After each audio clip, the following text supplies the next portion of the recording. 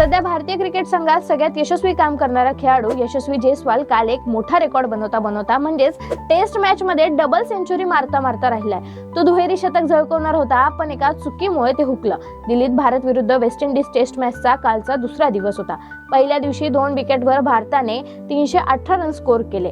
दुसऱ्या दिवशी 91वी over waste इंडिजचा bowler सिल्स टाकत होता। स्ट्राईकवर यशस्वी जयस्वाल होता। त्यानं तोपर्यंत 257 बॉल्सवर 175 रन्स काढले होते। सिल्सने पहिला बॉल टाकला, यशस्वीने तो प्लेट केला आणि यशस्वीने शुभमन गिलला रनसाठी कॉल दिला। गिल निघाला सुद्धा, पण बॉल फिल्डरच्या अगदी हातात होता, म्हणून तो परत आला। पण तोपर्यंत यशस्वी अर्ध्यातच पोहोचला होता।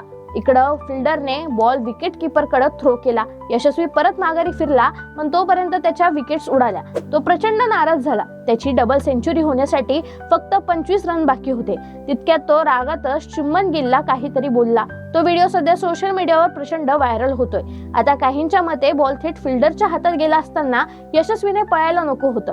याआधीही त्याने बऱ्याच वेळा असं केलंय, तर काहींच्या मते गिलने परत फिरायला नको होतं। पण खरं पाहिलं तर जयस्वाल त्याच्या गडबडीमुळेच आउट झालाय। बॉल फिल्डरच्या हातात जातोय हे दिसत असतानाही त्याने रनसाठी धावायला नको होतं।